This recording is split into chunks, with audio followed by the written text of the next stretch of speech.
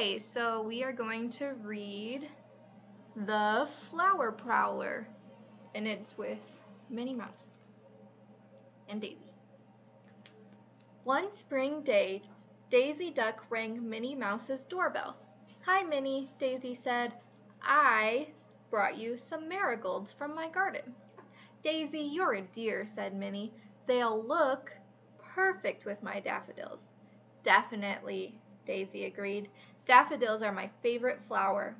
"Mine too," said Minnie. But when the friends went out to Minnie's backyard, they had a big surprise. "My daffodils!" Minnie shrieked. "They're gone!" Uh-oh. She can't find them. "What happened?" Minnie cried. "They were here yesterday." "The stems are still here," Daisy pointed out. Minnie looked more closely. "You're right," she said, "but the flowers are missing." "It looks like someone chopped them off with something sharp."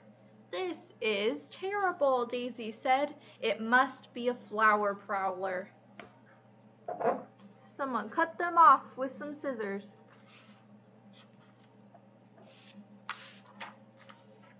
"What's this?" Daisy asked a moment later. She pulled a few strands of fuzzy white hair off a bush near the daffodil patch. "Is it a clue?" Minnie asked. "Maybe the flower prowler left it." "Maybe," Daisy said, "or maybe it's from Fluffy's bow." We have a cat too. That's a pretty cat.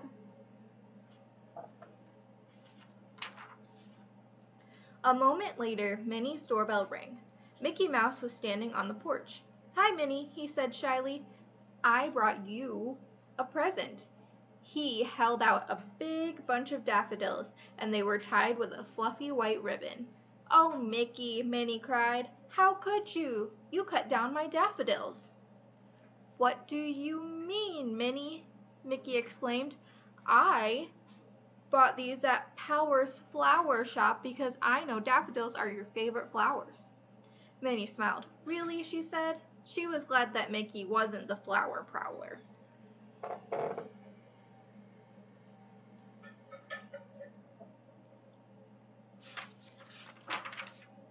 Minnie, Daisy, and Mickey decided to look around town for the flower prowler. They headed to the park and found Goofy with a daffodil in his lapel, and he was playing with a yo-yo that had a fuzzy white string.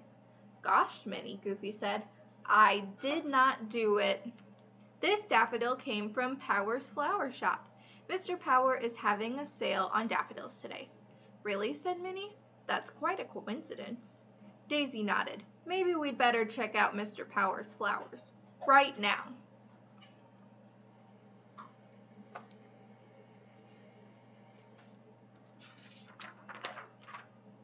The four friends went to Power's flowers. They peeked in the window. "That's Mr. Power," Mickey said. Minnie saw that the shopkeeper had a sharp pair of scissors and a fuzzy white mustache, and his shop was full of daffodils. "He did it!" she cried. "I know it." You think he did it? I'm not sure. Minnie and her friends burst into the shop.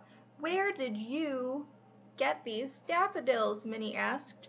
"From a farmer named Miss Pote," Mr. Power answered. "She delivers daffodils here every day, but today she brought dozens of extras."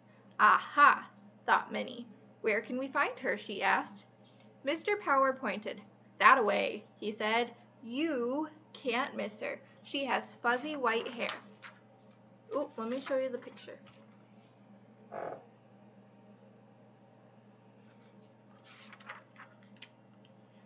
Miss Pote's farm was called Pote's Goats. "Yes, I delivered extra daffodils today," Miss Pote told Minnie.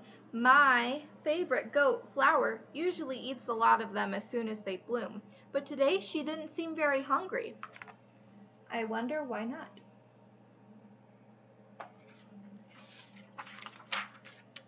That gave Minnie an idea. "May I see Flower?" she asked. Miss Pote led the friends to a pen, but there was no goat inside. "Oh dear," Miss Pote cried, "she must have escaped." "Look, there's a hole in the fence," Mickey said, pointing. "Now what do we do?" Daisy exclaimed. "Not only are Minnie's daffodils gone, but so is Miss Pote's goat." Said Minnie, deep in thought. "Maybe these two mysteries are connected."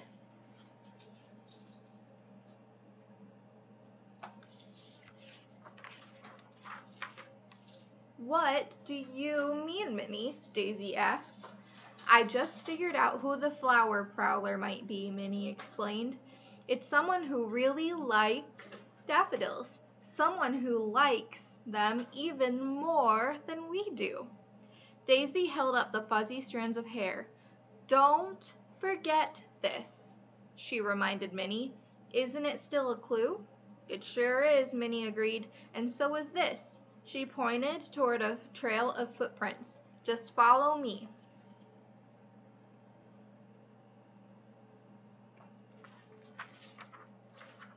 Minnie and the others followed the footprints straight to Daisy's yard. There was Flower, happily munching away. "See," Minnie said, "I knew it. There's our flower prowler. Now, if we could only train her to like weeds instead." Oh, it was the goat. The goat ate all of the daffodils. The end.